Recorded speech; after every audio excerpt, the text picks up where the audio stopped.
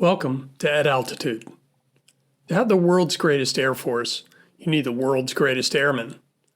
Recruiters have the daunting task of finding the best and brightest civilians, enlisting them in either the Air Force or the Space Force, whose ranks Air Force recruiters are currently responsible for populating, then through basic military training, building them into the next generation of airmen or the very first generation of space professionals. These air and space warfighters must be resilient, innovative, diverse, hardworking, and be courageous as followers and evolve into bold and dynamic leaders. Airman Magazine's newest member, Staff Sergeant Janiqua Robinson, and I recently talked with Major General Edward W. Thomas, Jr. He's the commander of Air Force Recruiting Service. He believes that to attract the best and brightest civilians, the methods, rules, and requirements for recruiting for the Air Force and Space Force must continue to evolve, not by lowering standards to fulfill some random quota, but to ensure we don't eliminate any demographic from contributing its unique experience and insight to the betterment of the force. As American culture changes, our understanding of what diversity brings to the force is changing and expanding. This is evident with the historic appointments of General Charles Q. Brown, the first Black Air Force Chief of Staff, and Chief Joanne Bass, the first female Chief Master Sergeant of the Air Force. However, Thomas believes we need diversity not just in race and gender, but also in class, age, life experience, and family history, so that the force can benefit from the vast array of perspectives and ideas offered by a representative cross-section of Americans. A global pandemic has not made it any easier to engage with the public, get civilians access to a recruiter, and then into a recently revamped basic military training. How do we engage with the public when these giant gatherings that would normally help us build interest are all canceled? How do we safely move civilians through the recruiting process? How do we socially distance basic military training? These are all questions that Major General Thomas and his team at AFRS have had to grapple with. So join Staff Sergeant Robinson and myself as we hear the answers of how the Air Force is turning those challenges into opportunities and increased capabilities, all while building the force of the future. I'm Joe Edens, and you are at Altitude.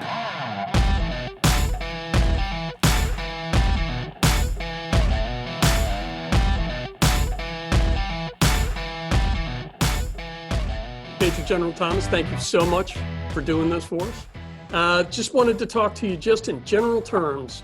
Tell me about the Air Force Recruiting Service.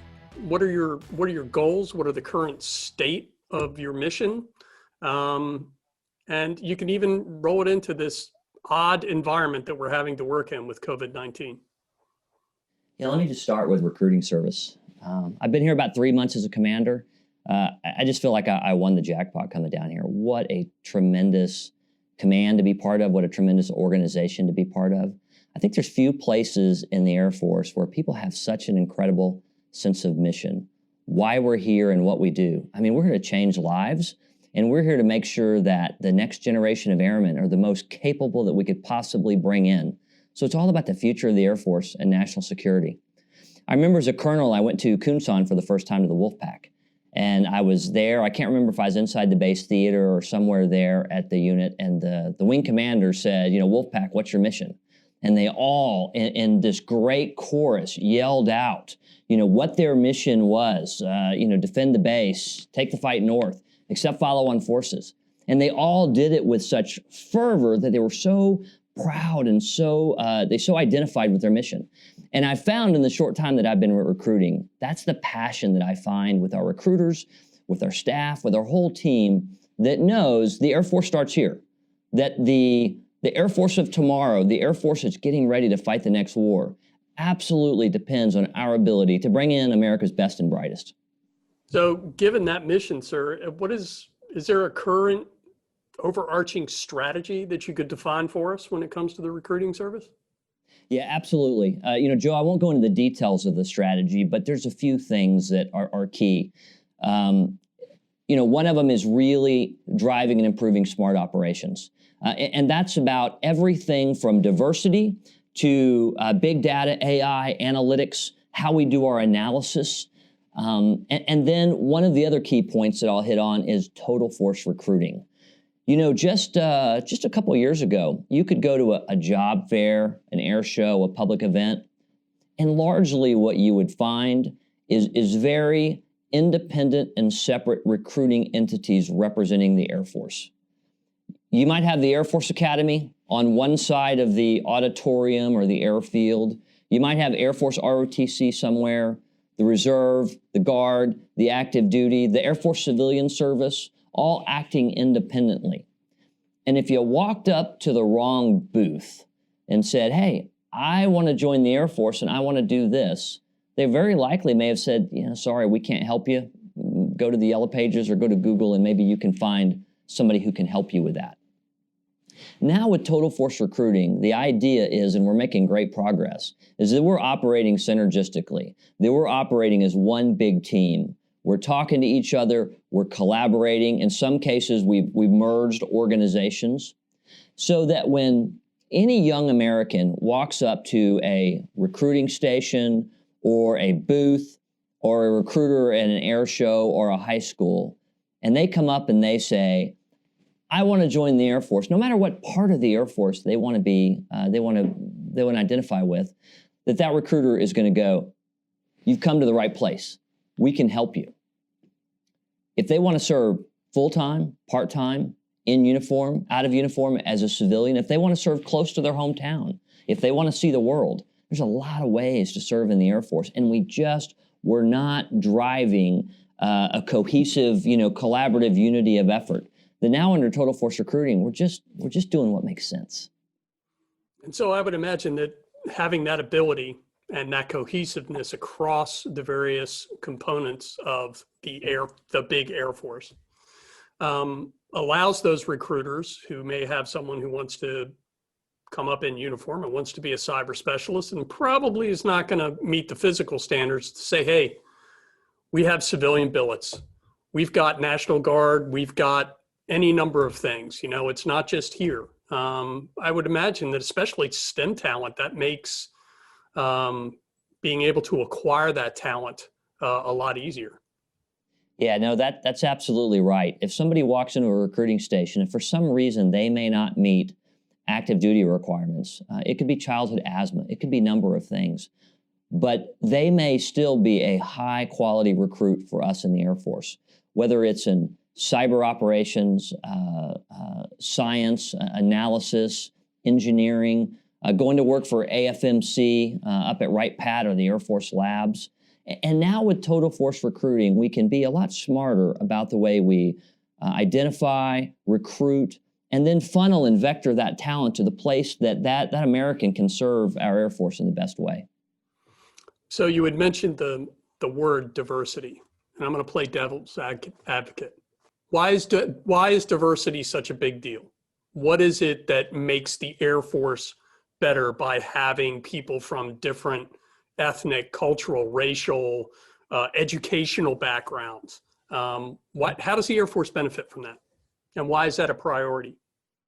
Well, I started thinking about diversity, a long time ago. I probably thought about it on and off probably most of my career. But as I got ready to come into recruiting service, and when I was the communicator at the Air Staff, I thought a lot about diversity. And the question that you ask, why diversity is critical. I think there's a lot of times people are going to hear things they think sounds like a company answer. It sounds like political correctness. It sounds like a variety of things. But diversity is absolutely fundamental for our success as an Air Force in the future. And it's fundamental for two primary reasons, at least in my humble opinion, that I would offer you. The first one is we have to recruit the best and brightest from across America, all of America. If we're recruiting really well in the Southern Smile, as we call it, across the southern states, if we're recruiting really well out of one socioeconomic group or one demographic, but we're not reaching these untapped areas of American talent, we're not really getting the best and brightest. One of the, while I'm from Texas A&M, one of the coaches that I admire the most is Nick Saban from Alabama. that coach knows how to recruit a team. That coach knows how to go after talent. He knows how to scout. He knows the right fishing holes to go to. And Nick Saban is not going to do anything but take the very best and brightest, the best athlete, the best of breed to be able to come and play for the Crimson Tide. Why should we accept anything less as America's Air Force, as the greatest Air Force in the world, than to go after the best, the brightest, the best athlete out there across America? And if we're not diverse, then by definition, we're simply not doing that. Here's the second reason that I believe is also very important. It's a secondary reason, but it's really key, is that we are a military serving a democracy. We serve this democracy, and we rise or fall off of the public support and the both the acceptance, the awareness, the support that our American people give us. Already, the understanding in the American public of the Air Force and the military at large is much more tenuous. It's much more fragile than it used to be. And if we don't reflect the society which we serve, if we are predominantly all white male or all this or all that, we don't reflect the society which we serve, our ability to really enjoy the full support of the American people and represent American people across the board, it is going to be hindered, and it will be significantly hindered. So let me ask you kind of the tough question. How you doing? I mean, you're seeing data coming in as far as diversity and recruiting. How's the Air Force doing? Well, when it comes to diversity in the Air Force today, we're not doing as well as we need to be. Progress needs to be swifter. The recent events with the tragic events with George Floyd and the associated protests and riots and other social unrest across America, quite frankly, has been an accelerant.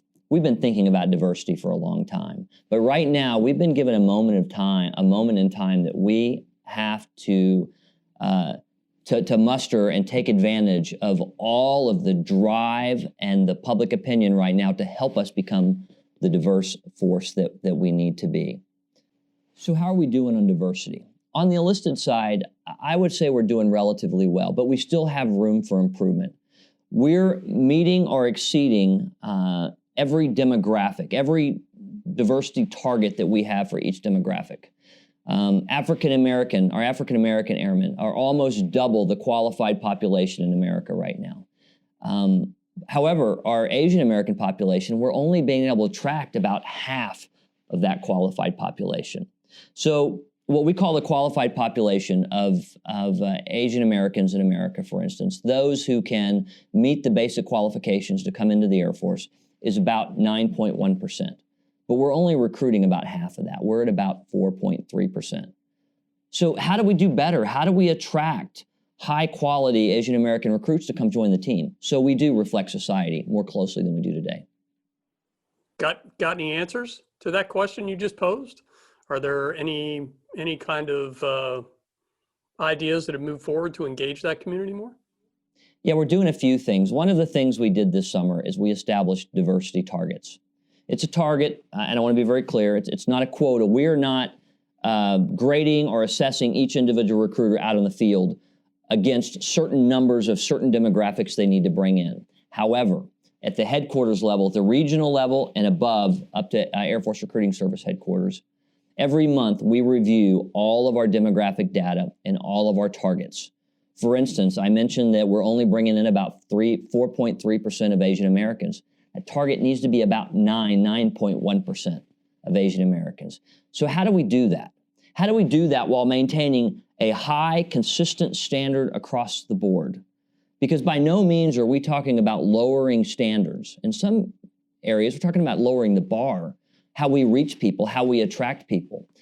So when it really comes down to it, one of the key things that we have is how we attract, how we market, how we go after those groups of Americans who may not be naturally interested or what we call propensed in coming into the military. We have to get better about how we go out and we go to schools. Maybe it's historically Black colleges and universities. Maybe it's Hispanically served institutions.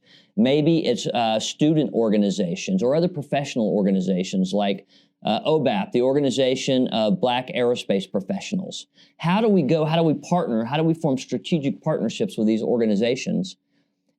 And then, importantly, influencers in those organizations, CEOs, coaches, guidance counselors, parents, others that are ready to be able to give that guidance, give that recommendation to their athlete, their student, their member of that organization to say, hey, you really ought to think about the Air Force. There's a lot there. There's a lot that the Air Force has to offer. This could be a good fit for you. The Air Force for quite a long time has been a family business. And it has also been a business that attracts by being close to a base geographically. So as we talked about beforehand, kids that are involved in sciences and happen to live around Dayton know all about AFRL. But big engineering schools like Drexel, Cornell, maybe not. How do we reach out to them other than the occasional job fair or visit by a recruiter? Yeah, that's part of the challenge. And let me start. I'm going to back up just a little bit. And let me tell you about our recruiting landscape and what it looks like out there right now. And then I'm going to drill into your specific question. Recruiting has continued to become more challenging. We meet our goals every year. We've met our goals since 1999. But the challenge that we're going to have to continue to grapple with as we move forward is less and less people generally understand America. Less and less people and American youth are interested in coming into the military today, primarily because they just don't know about the military. And then when you are able to target the population that might be interested, the number that's actually qualified to come in is considerably lower than it used to. Today, if you look at the age 17 to 21-year-olds, only about 25% are actually qualified to come into the military.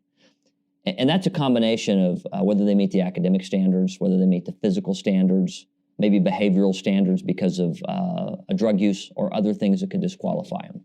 So you've got a relatively small pool that's actually qualified to come in today. That, coupled with the fact that less and less people understand the military. Well less than half of American youth can name all four major branches of the military. Of the influencers out there, of the coaches, the parents, the guidance counselors, about half or less would recommend to their student, to their child, to come into the military today. Again, largely, I believe it's a gap in awareness and understanding what the military actually is. And then finally, the personal connection with the military, having a family member in the military, somebody you know that you see come home in a uniform or that you understand, and you hear them come home at Christmas and talk about what life was like, what basic military training was like, or officer training school, or going to the Air Force Academy. Those numbers are considerably less than they used to be today. For instance, in 1995, approximately 40% of all new recruits had a parent who had served somewhere in the military in the United States.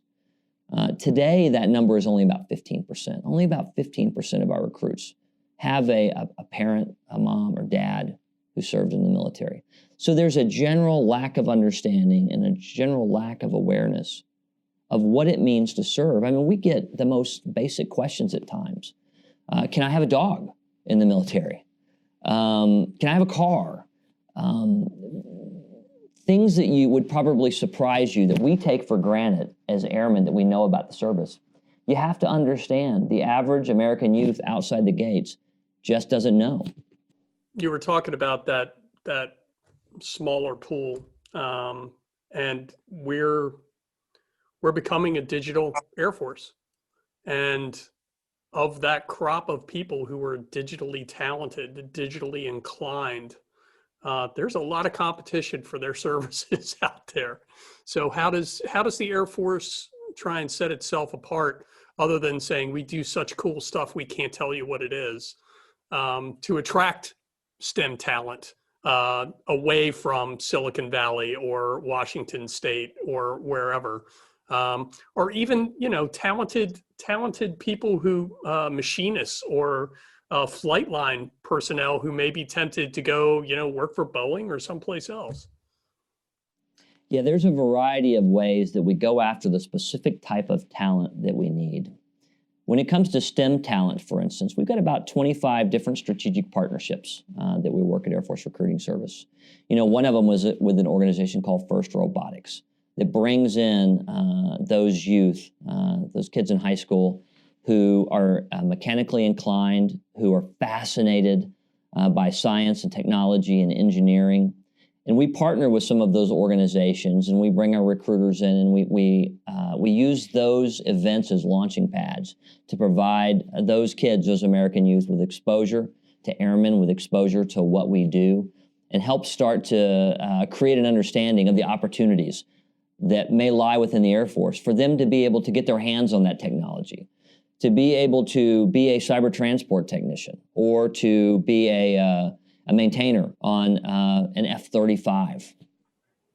It's one thing that we talked about with the STEM coordinator at AFRL. Do we need to start looking younger? Do we need to start engaging America's youth at a much younger level, middle school, maybe even earlier, as opposed to waiting until high school and college? We absolutely have to start engaging early. We don't recruit early, but what we want to do is we want to inspire early. We have in recruiting service what we call the recruiting funnel. Picture it as a funnel like this, and up at the very top is inspire. And then you go down further and it's engage, and at the bottom, which is very transactional, is the recruiting piece. But up here in the top of the funnel, we want to be able to inspire the American public. When there was a little Ed Thomas who was at MacDill Air Force Base in the 70s watching red, white, and blue T-38s fly over, as part of the Thunderbirds, I looked up at the Thunderbirds and go, wow, I want to do that. I want to be part of that. So the things that we do, the way that we engage the American public, it may be an in-theater commercial. It might be something on the internet. It might be social media. It might be any number of ways we engage, from an advertisement to the Thunderbirds to an honor guard performing somewhere.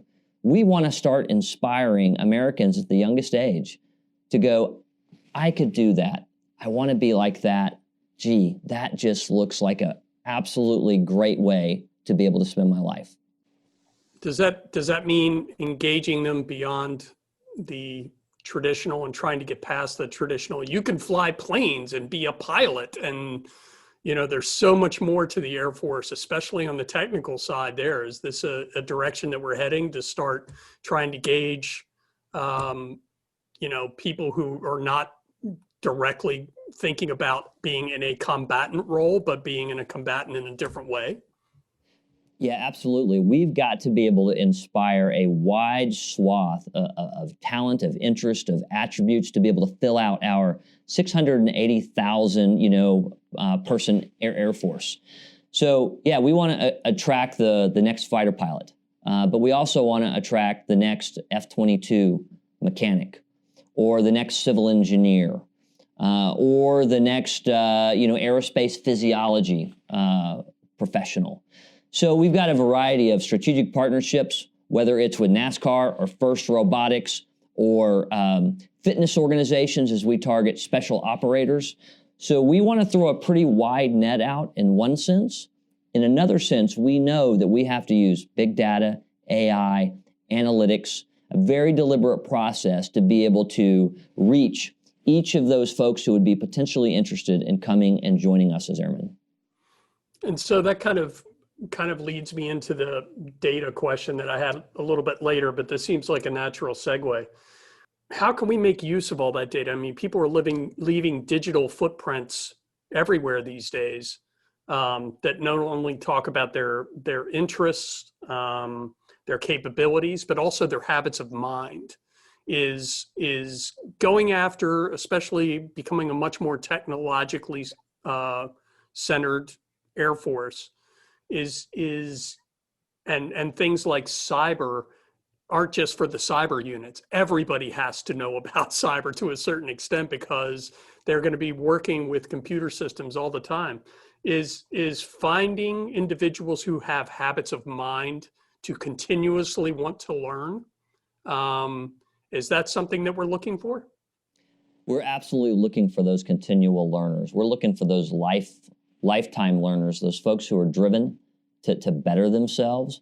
And primarily the way we go do that is we need a presence in those cultures, in those organizations, in those schools, in those places where we can find those people who are inclined, who have the drive, who have the intellect, who have the interest to come be part of who we are. Everything from online e-gaming to fitness cultures to other STEM-related organizations that will attract those kinds of people. They're the same people that we're vying for, the same people that we want to be able to attract into our ranks. So I'm going to throw a Roper special at you here. Okay. The Air Force has very, very long been accused of only getting people who fit the Air Force. But in order for us to be more agile, more ready, compete with non-democratic systems that don't put the same kind of limitations on the military as we do, as our civilian government does, are we looking for people now who are more disruptive thinkers, who are looking at the way things are and saying, wait a second, there's another way to do this? Is this becoming a priority to be more agile? We absolutely have to be more agile. We need disruptive thinkers. We need diversity. We need to be able to bring teams together of individuals who don't think the same, who don't come from the same places, who aren't bounded, who aren't living inside the same box intellectually. Every study that I've seen on leadership and strong teams show that the strongest, most high-performing teams are the most diverse teams. The last thing I want is to go to war with a bunch of people that look like Ed Thomas.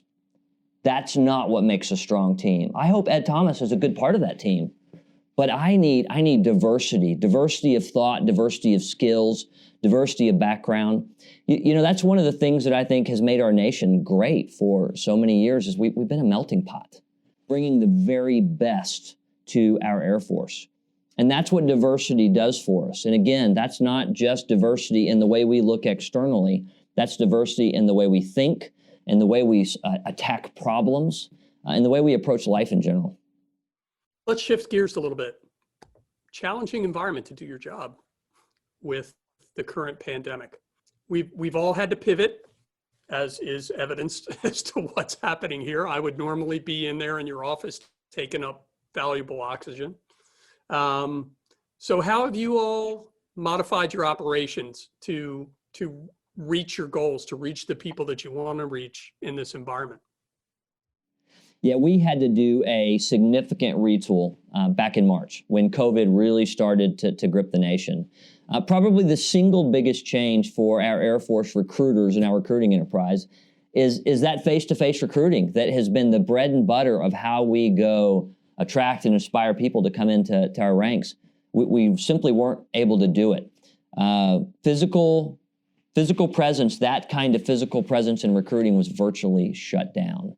So there's a couple things we had to do. One, we had to really quickly shift to a virtual recruiting model. Just like Zoom, a word that really was little known to most Americans before March of 2020, it was the same for recruiting service. We started using virtual techniques to be able to connect with schools, connect to recruiters. Virtual online marketing. We had to shift a lot of the way that we went after recruits to be able to do that online. And then one of the other challenges that we had was simply the physical demands of being able to process people and then ship them to basic training. Our Air Force made a very key and strategic decision early on in COVID that we were not going to interrupt the training pipeline, that it was mission essential and that we needed to keep people flowing through the pipeline. So that was a real marriage and team interaction between Air Force Recruiting Service and 2nd Air Force and basic military training. So we came up with another term that was really not in play before March of 2020. It's agile shipping. So as COVID gripped the country and different parts of the map turned red because of the intensity of the COVID virus, we would have to shift to other areas. So maybe we were getting ready to ship a bunch of recruits out of the military processing facility in Dallas, Texas, and Dallas got hit harder with COVID, so we might switch to Louisville or Baltimore or some other part of the country. And we stayed on our toes, and our recruiters and our recruiting staff worked to be able to make sure that we could keep the ranks of BMT full to the capacity we could with COVID each and every week of the year. They did a magnificent job. I'm impressed at the way our folks in the field were able to shift quickly and ship the folks we needed to keep the training pipeline going. With the emphasis now with virtual recruiting, given this environment that we're working in right now, is it almost a good thing that we're flexing that muscle? Can you see us going back from this, or is this going to be a larger component of how AFRS does their business? You know, we've learned a lot of lessons through COVID. It's driven some improvement in certain areas. And I think, frankly, what we're going to find post-COVID is a new normal. The new normal is not going to look like it did before March 20. Probably not, hopefully not as draconian it is right now, but we will rely more on virtual recruiting. We will be more agile in the way we ship and when we ship our recruits to basic military training. The online marketing, to be able to drill down to reach a certain kind of person in a certain area, we've gotten better at. We'll do more virtual communication amongst the recruiting team and with our recruits. So yeah, we've learned a lot of valuable lessons. They've been hard-learned lessons. Our reality today, we certainly hope, is not the reality by the end of the summer of 21. But there are pieces and parts of that will not change going forward. We will be adopting them. Are you seeing any data yet, specifically with virtual recruiting, as to the success of this, or is this just generally as far as meeting goals this year with all these challenges? Where do we stand? Well, in general, we've relied on virtual recruiting, of course, far more than we have in the past. But it's harder. For instance, when we get what we call national leads off of advertising, off of social media, we can convert those what we call leads to recruits with about a 30-to-1 ratio. So it takes 30 of those leads to be able to get down to one physical recruit that checks into basic military training. With face-to-face recruiting, we typically can do that with about an 8-to-1 ratio. So virtual recruiting is harder. It's more expensive. And so we're going to have to find that right balance of what the environment allows to do physical recruiting, find the right combination of virtual recruiting to hit that sweet spot where we can be the most effective. Let me ask you a much more general question here for dumb civilians like me. Can you explain to me the hierarchy and how AFRS fits in the chain and relates to Air Force HQ, the goals that they set, and then feeding that BMT pipeline and AETC? Sure. Air Force Recruiting Service resides, the headquarters is in San Antonio, Texas at Randolph Air Force Base. We've got about 3,000 total force recruiters from Tokyo to Ramstein, essentially, and we work for Air Education and Training Command. So the MADSCOM that we report to is Air Education and Training Command, who reports to the Secretary and the Chief of Staff of the Air Force. Gotcha. I want to go back to this, to the idea here of various career fields. Things like cyber have become very foundational. We've kind of already talked about that. It's pretty much cyber is just not for the cyber units. It's for every airman. And that is obviously, AETC is going to have to engage and start raising the level. We saw things like the CCR unit up at AFRL putting together basically what everybody uses every day anyway, a YouTube channel, secure YouTube channel that the community of cyber people could funnel lessons learned because, everything changes so fast. One of the other career fields, we mentioned artificial intelligence and things like that, but that's become very foundational is contracting and acquisitions. And probably 10 years ago, I wouldn't have thought that, but are we actively trying to pursue some of the best and brightest when it comes to agile acquisition methods to join us? Yeah, we absolutely are. We do that on the enlisted side and on the officer side. So in the enlisted side, what we get is called a PGL, a program guidance letter, that comes from basically big Air Force, headquarters Air Force. And it says you will recruit, let's say, 30,000 active duty RegAF airmen, and they need to be broken up into these different specialties: cyber, acquisition, contracting, aircraft maintenance, civil engineer, a number of different fields. And then headquarters Air Force and the career field manager essentially says, these are the qualifications. We want you to go recruit civil engineers, and we need them to be able to have these kinds of test scores, these kinds of qualities. If it's special warfare, there's a lot of physical characteristics that go along with that as well. And we doggedly go after every single airman to fill every single seat, training seat, in each specific career field. So we're able to have that vast array of talents, of qualities, of skills that the Air Force needs as a total to be able to do our mission. And so talking about those technical career fields, tell me about Det 1, what they do, what kind of success they've had, what is their mission, and what benefit has that given the recruiting service? So a couple of years ago, my predecessor and good friend, Major General Jeannie Leavitt, she created what she called Detachment 1, and she basically just thought it into existence. It took a while to actually get the actual manpower slots and allocations and the resources for it, but Detachment 1 is all about rated diversity. Rated diversity, the pilots, navigators, RPA operators, rated diversity on our officer side it's our center of gravity for diversity. It's the single area where we have made the least progress, in the area where we have to doggedly be able to pursue and increase the diversity in our ranks. As most people know, we're an Air Force for a reason, and most of our senior leaders are tied to very air-centric occupations. They're pilots, they're navs, they're weapons systems officers. And so in order to ensure that the future of the Air Force, let's say what the Secretary's large conference room looks like on the 4th floor of the Pentagon. In 20 years, if you walk in to that large conference room in the Pentagon filled with Air Force leaders, how diverse is it going to be? And I would argue that the diversity of that conference room in 20 years is directly tied to our ability to increase our rated diversity, to be able to attract people other than white males and all the demographics we need to be able to come in and consider the Air Force as a lifestyle and a way of service for them.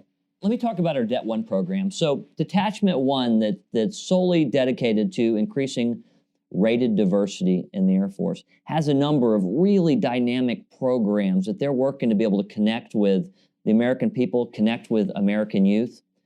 For instance, we've got the Aim High Flight Academy. This is an opportunity to bring in largely American youth who may not have the opportunity to fly otherwise. Bring them into a flight camp during the summer months, pair them up with a mentor, and get them up soloing in a Cessna 150 to let them taste what it's like to slip the surly bonds, to taste what it's like to be able to push in the throttle and be able to pull back on the stick and leave the ground, to be able to learn basic flight maneuvers.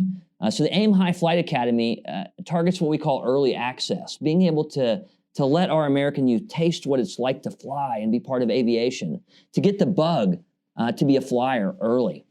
We also do virtual forums that, since COVID, has been one of the ways we've been able to reach out in large numbers to the public. Detachment 1 does what they call Pathway to Wings.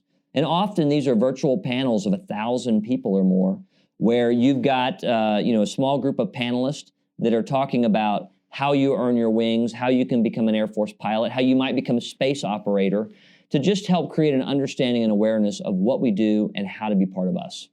Detachment 1 works with the Civil Air Patrol. It works with Junior ROTC. It works with a host of different organizations that both represent minorities, that represent flying communities, that represent colleges and universities, to be able to come together, to be able to target and to be able to get the word out to to communities that otherwise just may not know about what it is to be an Air Force pilot.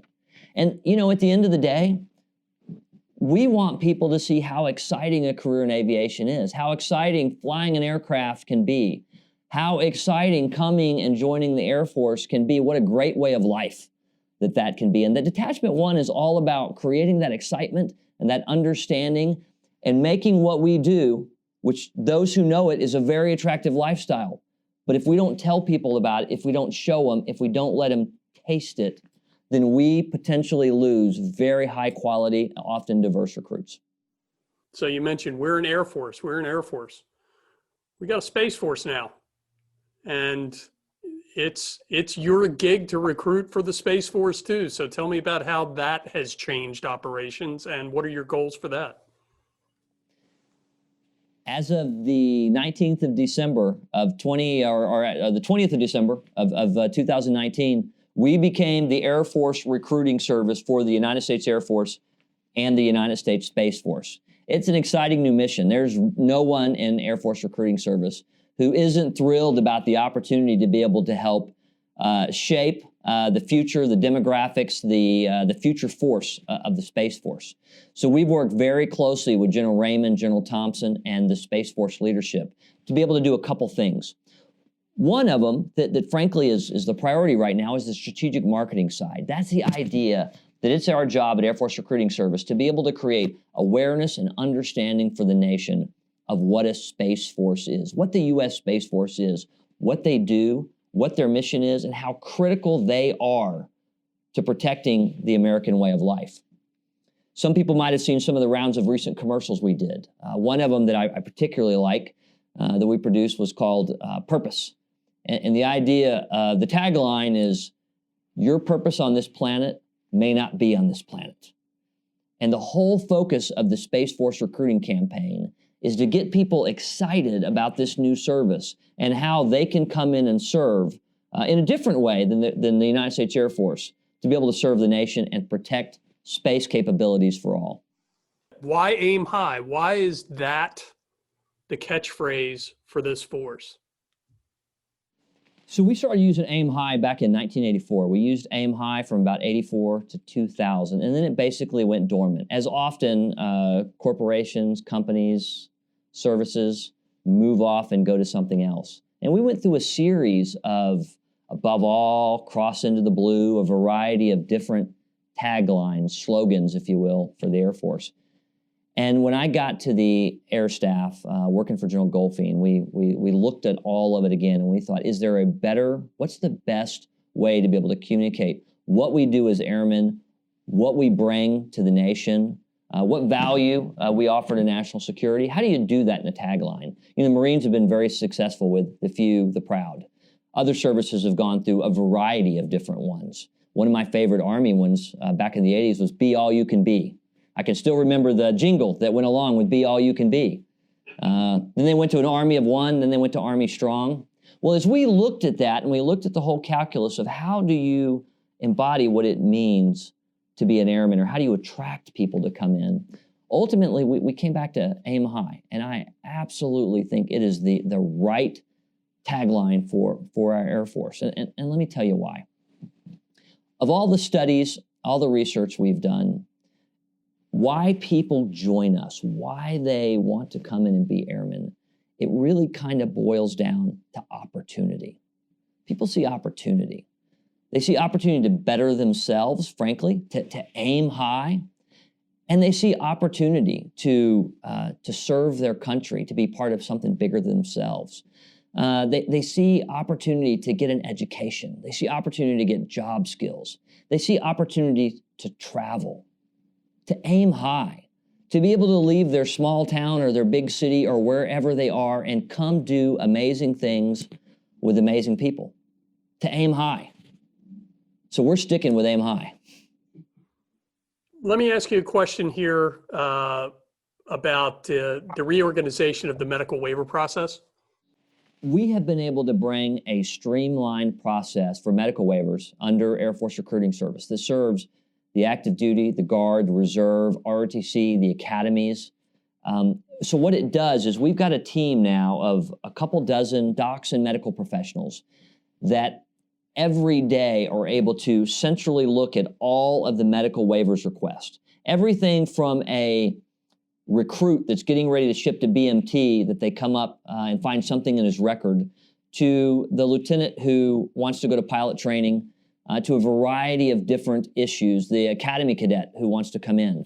And we are now able to look at all those waivers in one centralized process with one team of experts that applies one consistent, smart, reasonable standard that serves the Air Force and, frankly, serves those applicants in the best ways. We've been able to cut processing time down from weeks to just a handful of days as we work those waivers through. And in a lot of cases, we're able to grant those waivers and bring otherwise very qualified people into our ranks. You know, we have been talking about a lot of specific career fields. Let me ask you about this. What kind of success have you had with singling out candidates for special operations right at the get-go? Maybe tell me a little bit about that. So we have a single squadron dedicated to recruiting special warfare professionals. It's the 330th Recruiting Squadron here in San Antonio. And we've had a tremendous amount of success being able to go out and recruit those people who are interested and would be high-performing Air Force special warfare operators. We recruit for all the special warfare specialties, as well as EOD and SEER. We do it with a combination of special warfare operators and recruiters that know the field and know the market. And then we've been really innovative bringing in contractors who we call our developers. So once somebody shows interest and they look like they meet the initial qualifications for special warfare, we have, in most cases, former special warfare operators go out and help train them physically. Some of it's a physical presence, some of it's a virtual presence, to make sure folks can go out and do that 500-meter swim. They can do that 1.5-mile run. They can hang with the toughest and meet all of the very high qualifications of a special warfare operator in our Air Force. How important is engaging in this daily, and I guess we're talking mostly about social media here, this daily information battle space to getting your message out correctly to the people that you want to attract? Well, I think there's a couple pieces here. But to have the awareness of what we do and who we are and a reputation of excellence and integrity for the Air Force and the whole DoD for that matter is absolutely critical. Back during the Civil War, in the early years of the Civil War, Abraham Lincoln said public sentiment is everything. Without it, nothing can succeed. With it, nothing will fail. We have to have that public sentiment. The American people need to know us. They need to know our value proposition. They need to know what we represent, and they need to know that we will take care of them. We will protect their interests. We'll do it as good stewards of the taxpayer dollars. More importantly, good steward of their sons and daughters when they send them to us to be airmen. So our presence in the media, virtually, on social media, physical presence out in the communities is essential. We cannot succeed as an Air Force without taking that outreach mission that frankly is a responsibility of all of us as airmen. We can't succeed without it. Can you recall a specific time when there was a quote unquote failure in your career or on a mission that ultimately propelled you to something greater by accepting it kind of in the scientific method as lessons learned? Okay, now I know what not to do. Or did it inform how you lead airmen in the past or currently? I would say generally, as an airman and a leader, I've learned far more from my failures as I have from my successes. I've often learned something about myself as a leader. I've learned something about the organization, and often when you're trying a new doctrine or tactic, a new technology, you'll learn something about those things that help you be able to innovate, to be able to continue to develop and evolve, and being able to be able to hit the target. In recruiting service, we use all the best analytics that we can to be good stewards of the American taxpayer dollar. But ultimately, we've got to experiment. You cannot, with absolute certainty, say that a certain program, a certain event, a certain commercial, a certain way to reach the American people is going to succeed. And because of it, they're going to be lining up at your recruiting offices and wanting to raise their right hand and say, I want to be an airman. So we have to be able to give our recruiters and our team the license to be creative. Good stewards with the taxpayer dollars, absolutely. Thoughtful about how we do that, but we've got to be able to incentivize and reward risk-taking. Smart risk-taking, absolutely, but we've got to take risk. Otherwise, we get stuck in old, static paradigms where we're not growing, we're not evolving, we're not being able to break outside of the the molds that we've been stuck in. So yeah, as a commander, if somebody's taking a calculated risk, they weigh the costs and benefits and say, hey, we're going to try this, and it doesn't work, great. Then let's move on to the next thing. We want to be smart about it, but we've got to encourage that risk-taking. Let me ask you then the most important question, by far. I only know what I know. I don't know what I don't know. So what didn't I ask you that I should have asked you? So here's what I'd leave you with. We need airmen's help. We need every airman to be a recruiter. We've talked about the more fragile connection we have with American society today, the considerably less understanding of who we are and what we do, and the very best recruiting technique we have, the very best recruiting asset we have is our airmen. And we need them. On airplanes, when they're sitting next to somebody and they go, yeah, I thought about contacting a recruiter, or hey, I didn't get a call back from that recruiter, or tell me about what you do. Pull out your cell phone. We've got an Aim High app on your cell phone. You can connect an American youth with a recruiter in any part of the country. We have the WARE program, We Are All Recruiters, where you can go permissive TDY for 2 weeks to your hometown, where you can go and you can do events, and you can go to high schools and you can go to other recruiting venues, wear your uniform, talk about the Air Force, talk about what we do, and talk about the value proposition of how great it is to be an American airman and what we do for our country. So the biggest thing I could ask for is for our airmen out there to go out and understand they're a recruiter and we need them. Sergeant Robinson, is there anything that I missed or something we should come back to? A lot of people have an issue with the length of the service commitment. So are recruiters pitching the Air Force as more of a career or as a stepping stone to achieve a different goal?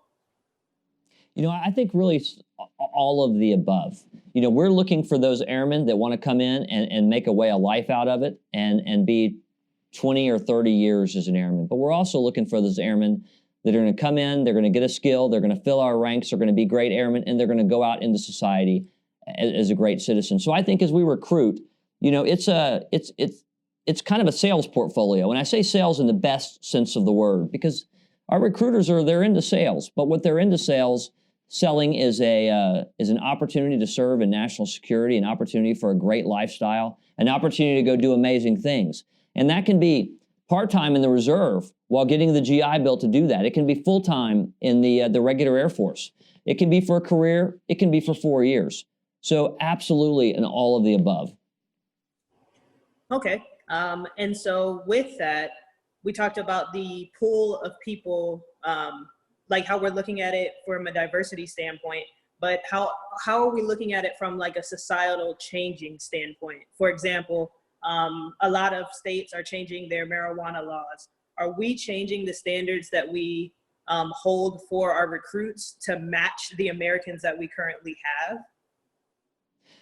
We are constantly, and I say we, these are policy decisions that are made at Headquarters Air Force, and we are continually evaluating what the norms and the standards are and the laws in American society and how that affects our applicant pool.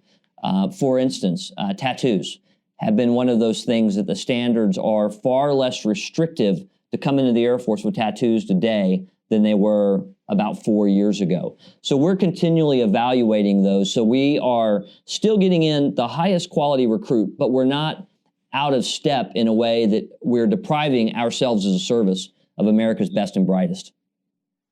All right, and then the last one is the difference in the pool. How do you determine who is better suited for the Air Force and the Space Force? And is there a difference in the career fields that are available to Space Force recruits now? So recruiting for the Air Force and the U.S. Space Force, while all handled at Air Force Recruiting Service, is somewhat independent. Air Force recruiters handle both. But a potential recruit comes into a station and says, either I want to join the Air Force or I want to join the Space Force. And then from that point, we're able to counsel them on those job opportunities. There are some common job opportunities between the two. Space operators are only found in the Space Force. However, engineers and intelligence and some of those other what we call common AFSCs, we share between both services. But ultimately, that recruit comes in and says, I want to join the Space Force or I want to join the Air Force, and we track them that direction. Just as a follow-up question to that, are there career fields that are going to stick just with the Air Force and never have a counterpart that is in the Space Force, or are we looking to mirror both? No, absolutely. That's a great question. So 75% of the support for the Space Force will come from the United States Air Force. For instance, you will not have personnelists, judge advocates, chaplains, public affairs officers, civil engineers, cops, defenders. There's a whole lot. The list is far longer of Air Force specialty codes that will not transfer into the Space Force than will. The Air Force was created, the Space Force was created to be a very light, lean, agile organization. Almost think of it as the SpaceX of DoD. So it will be a much smaller handful of specialties that are solely dedicated to the operations field within the Space Force. All right, that satisfies all of my curiosity, sir. Okay. Well, if you get more curious, let me know. Sir, you've been very, very generous with your time, and it has been enlightening. Thank you so much for doing this with us. We appreciate it.